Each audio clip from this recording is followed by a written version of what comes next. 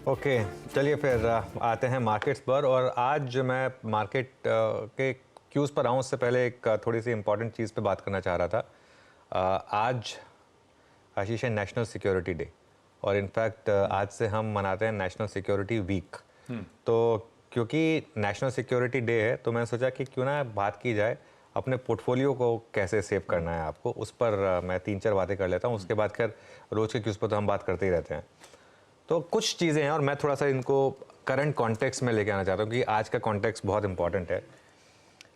WhatsApp और Telegram, यहाँ पर काफ़ी टिप्स और खबरें घूमती रहती हैं, उनसे बचकर रहें।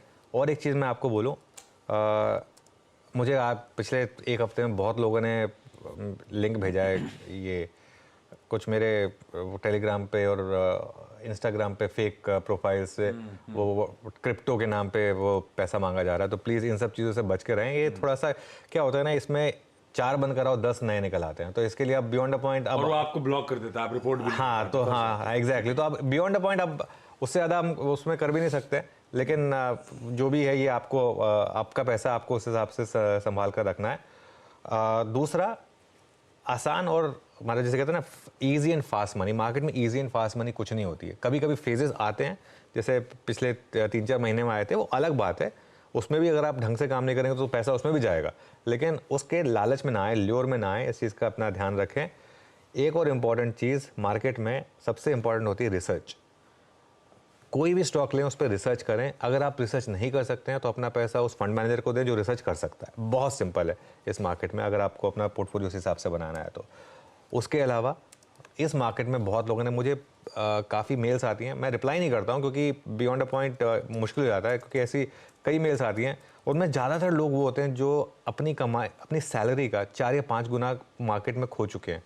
और वो कैसे खो चुके हैं? क्योंकि उन्होंने लेवरेज लिया हुआ है बहुत ज़्यादा। सब एफ में जाके और वो लेवरेज लेते हैं कि एफ बुरा नहीं है, लेकिन उसको एक लिमिट में रखें। जैसे कहते हैं ना कि आटे में नमक ज़रूरी होता है, लेकिन आप नमक में आटा नहीं डाल सकते हैं। बहुत लोग ये तकलीफ़ कर रहे हैं इसकी वजह से। और इसके लिए मैं हमेशा बोलता हूँ कि आपकी जो भी ट्रेडिंग कैपिटल हो ना, एफ को लिमिटेड रखें सिर्फ 10% तक, उससे ज़्यादा एफ में ना लगाएं। और कभी भी ज़िंदगी में उधार लेकर ट्रेडिंग ना करें। ये बहुत लोग करते हैं कि पर्सनल लोन ले लिया और उसको ट्रेडिंग में लगा दिया। रेसिपी फॉर डिज़ास्टर है वो।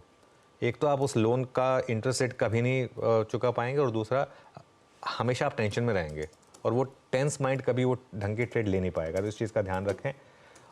मिड कैप्स और स्मॉल कैप, और इस चीज़ को ध्यान से सुने, मिड कैप्स और स्मॉल कैप्स को कभी भी एवरेज डाउन ना करें। एवरेज करना है ना, एक बार आपकी ट्रेड कंफर्म हो जाए, फेवर में आ जाए, उसके बाद भले डिप पे आप ऐड करें, लेकिन लोअर डाउन कभी भी आपने 100 पे लिया 50 पे कभी एवरेज ना करें। 100 पे जाके 150 आ जाए, उसके बाद 120 आ जाए, फिर भी भले आप एवरेज कर लें, लेकिन सीधा पहली बार में एवरेज डाउन ना करें। और 2-3 लास्ट चीज़ें, एक तो ट्रेंड के साथ रहें। Trend is your friend till it bends. और प्रीएम्प्ट करने की कोशिश ना करें। जैसे अभी बहुत लोग कोशिश करते हैं कि मैं शॉर्ट कर दूं क्योंकि मार्केट कभी ना कभी गिरेगा। जब गिरेगा तब कितना चल गया है, कितना चल गया है, ये कितना चल गया है, कितना गिर गया, कुछ नहीं होता मार्केट में। जो चीज़ चल रही है वो चलेगी, जो चीज़ गिर रही है वो गिरेगी। इस चीज़ का हमेशा ध्यान रखें, प्रीएम्प्ट ना करें। और आखिरी चीज़ जो रिटेल नहीं कर पाता, जो करना चाहिए, ride your winners cut your losses. लोग उल्टा करते हैं, जहाँ पैसा बना वो बुक कर लेते हैं, जहाँ लॉस है वो सोचते हैं कि नहीं, जब तक मेरे प्रॉफिट में नहीं आएगा तब तक मैं बुक नहीं करूँगा। नॉर्मली जो आपने बुक कर लिया वो और तेज़ चलेगा, और जिसमें आपने बुक नहीं किया वो और गिरेगा। तो इसके लिए प्रॉफिट को कैरी करें और लॉस को कट करें, इस चीज़ का ध्यान रखें। बहुत बढ़िया। ये लीजिए, हफ्ते की शुरुआत हो रही है, आज नेशनल सिक्योरिटीज डे, और कुछ बेहतरीन टिप्स जो आपने हमेशा याद रखनी है इस शेयर बाजार में। चलिए अब अच्छा, आज के समीकरण पे आऊं। एक तरफ मार्केट्स भागे चले जा रहे हैं, दूसरी तरफ आप नहीं रुक रहे हैं। वीकेंड पे एक नहीं, दो नहीं, 21 किलोमीटर भाग लिए। आशीष, वो क्या था ना, आपको याद होगा हमने पिछले पिछले साल ये बात की थी, या पिछले साल बात वो की थी एनुअल डे पे बच्चे के, स्पोर्ट्स डे पे बच्चे के जब हाँ गए हाँ, थे, तो वो डॉटर के। उसका क्या था, वो एक्चुअली 4 मार्च 2023 को वो था, जो मेरी बेटी का जब स्कूल डे हुआ था, तो उसमें उसने गोल्ड मेडल जीता था। उसके बाद हमारी एक पेरेंट्स की रेस हुई थी, वो 100 मीटर की रेस थी, और वो 100 मीटर में मैं पूरा नहीं कर पाया था, मैं गिर गया था। तो ऑब्वियसली क्योंकि मेरी बेटी है तो वो फिनिश लाइन पे पानी लेके खड़ी थी मेरे लिए, और उसने बोला कि कोई नहीं पापा, वेल डन। तो लेकिन मैं कहा नहीं बेटा, वेल डन तो नहीं, बट अब मैं प्रॉमिस कर रहा हूँ तेरे को कि मैं अगले 1 साल में हाफ मैराथन भागूंगा। अब वो 1 साल टेक्निकली आज फिनिश हो रहा था, तो कल मेरे पास लास्ट दिन था। मैं मतलब खैर एफर्ट तो लगा ही रहा था, मैं फिटनेस पे काफ़ी काम कर रहा था, लेकिन समहाउ 21 तक नहीं पहुंच पा रहा था। 12, 13, 14 तक पहुंच जाता था, उसके बाद मेरी बॉडी गिव अप कर देती थी। कल समहाउ मेरे अंदर ये था कि नहीं, आज ही लास्ट मौका है। इसके लिए मैं सैटरडे को भी इसके लिए नहीं आया। सैटरडे को मैं थोड़ा सा वैसे बहुत थक गया था, तो मैंने सैटरडे को रेस्ट किया, और सैटरडे को मैं शाम को सो गया 8 बजे के करीब। मैं कहा मैं सो जाता हूँ, संडे को मुझे सुबह उठ के भागना है। संडे को मैं सुबह उठा 5, साढ़े 5 बजे, मैंने थोड़ी अपनी प्रिपरेशन की, और भगवान की दया थी बहुत ज़्यादा कि बहुत शानदार वेदर था, बहुत ही शानदार वेदर। मैंने स्टार्ट किया। उसके बाद जब 12 किलोमीटर हो गए तो मुझे लगा कि मैं नॉर्मली जितना 12 किलोमीटर में थक जाता हूँ उससे बहुत कम थका हुआ था, तो मैं कहा कि चलो थोड़ा सा और एफर्ट लगाते हैं। उसके बाद मैंने फिर भागना शुरू किया। 18 के करीब आके मुझे लगा कि नहीं अब नहीं हो रहा है, लेकिन फिर मैंने कहा यार अब 18 हो गए ना, अब तुम कर ही लेता हूँ मेहनत। तो उसके बाद मैं धीरे धीरे थोड़ा स्लो किया अपने आप को, लेकिन मैं कहा नहीं करना है, और मैंने फिर वो 21.1 किलोमीटर होता है तो मैंने वो पूरा किया 21.1, और उसके बाद मैं रुका। तो मुझे बहुत अच्छा लगा, और मेरी बेटी को ऑब्वियसली बहुत अच्छा लगा। तो इसके लेकिन ये मतलब थोड़ा सा मैंने कहा भगवान की कृपा थी कि कल वेदर बहुत अच्छा था, तो उसका थोड़ा सा एक पुश मिला मुझे जिसकी ज़रूरत थी मेरे को, और ये हो गया 21 पॉइंट। गजब है। एक मंकी ऑफ द बैक जिसे कहते हैं ना।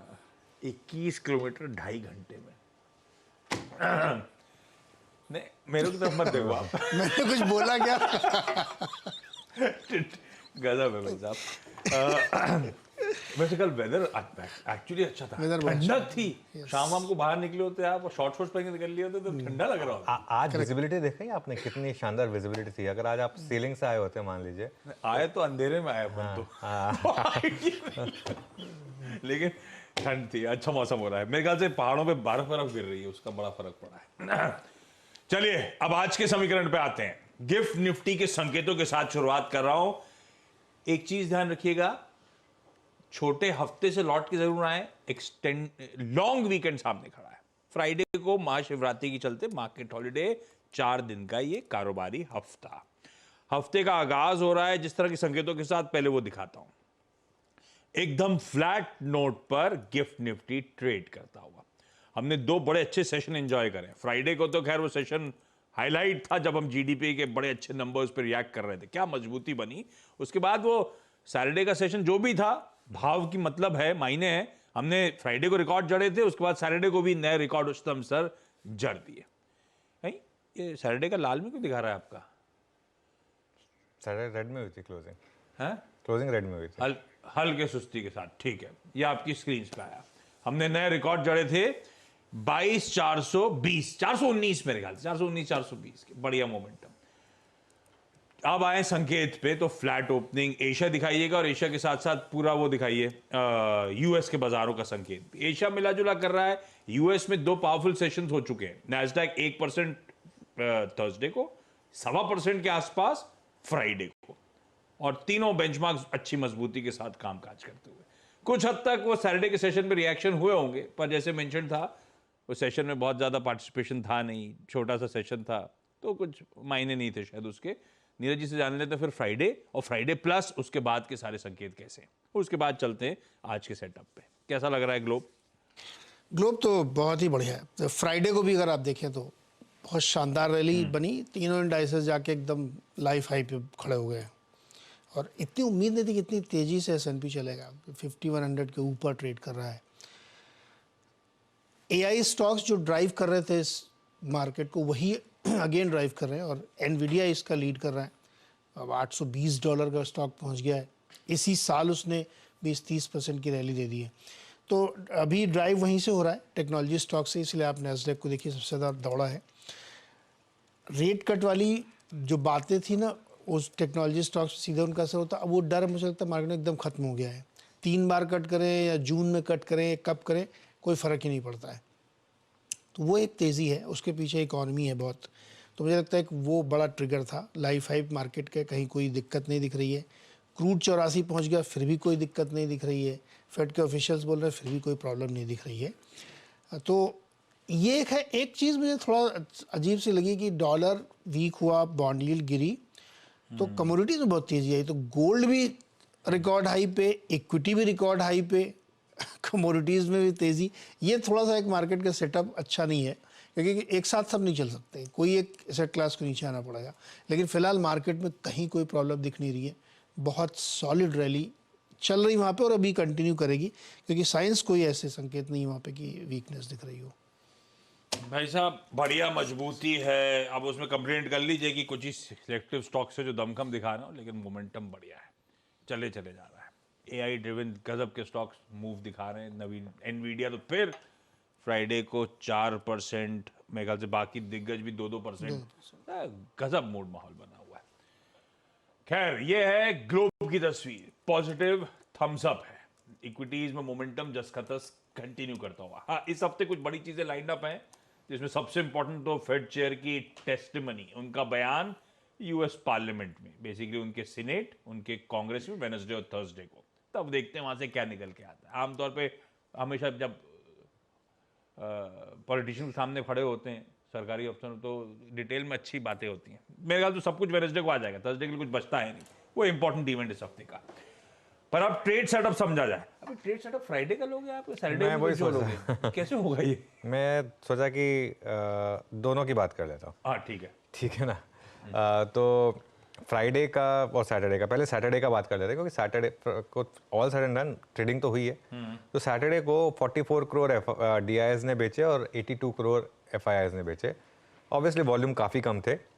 और उससे पहले वाला बार्स लेकर आइए, लेकिन उससे पहले वाले बार्स बहुत इंटरेस्टिंग थे, क्योंकि उससे पहले वाले दिन एफआईआईस ने भी बाय किया और डीआईएस ने भी बाय किया। ये बहुत इंटरेस्टिंग था, और शायद इसीलिए सैटरडे को मार्केट हल्का सा गिर गया, क्योंकि दोनों का बाय नंबर था 1289 करोड़ और 3815 करोड़।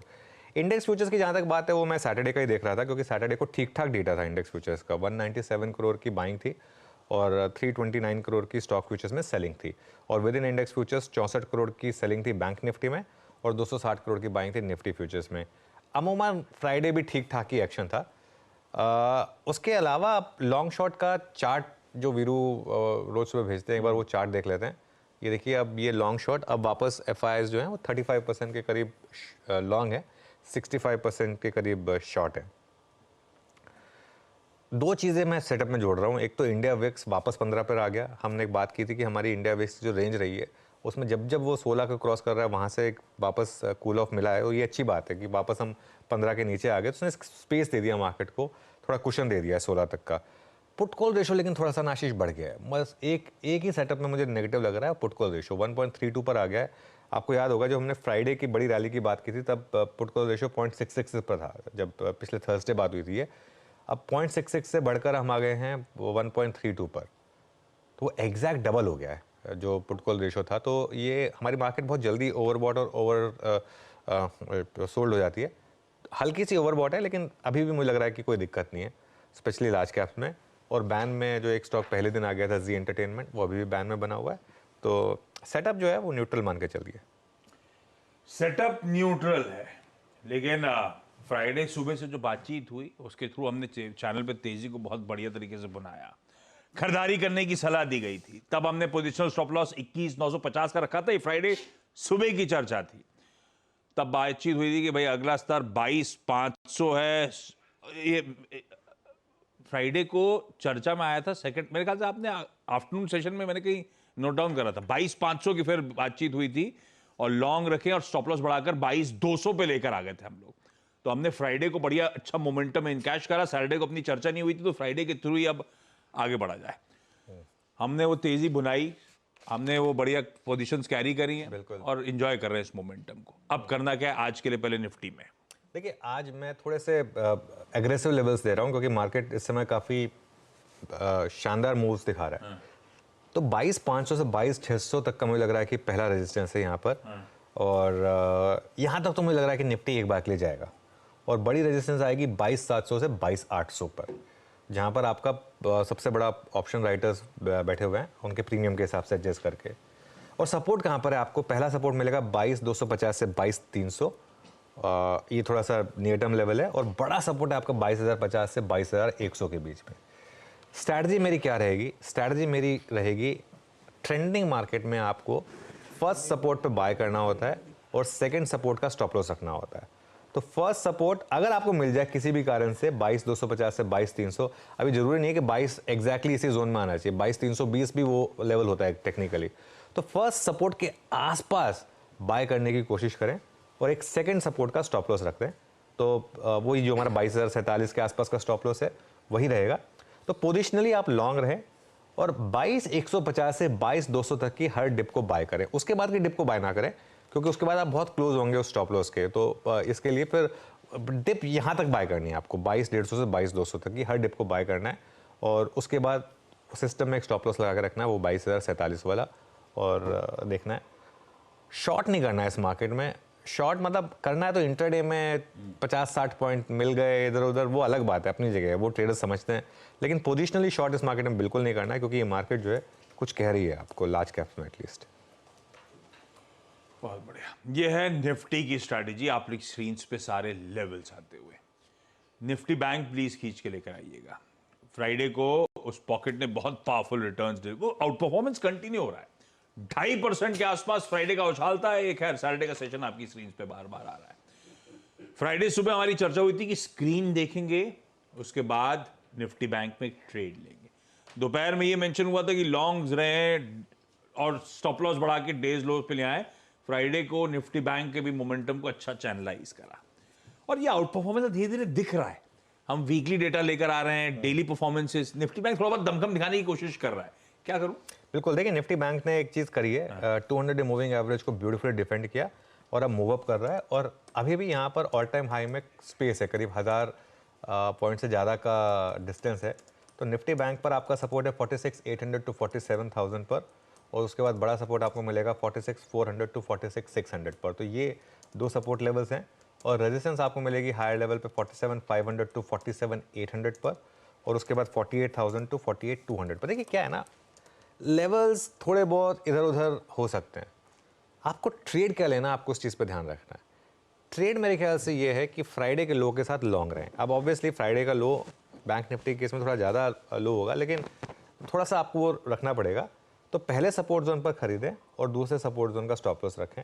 तो पहला सपोर्ट जोन जैसे मैंने कहा 46,800 टू 47,000, किसी कारण से मिल गया तो वहाँ पर लें, और फिर 46,400 46,500 उसके आसपास का एक स्टॉप लॉस लगा दें सिस्टम में।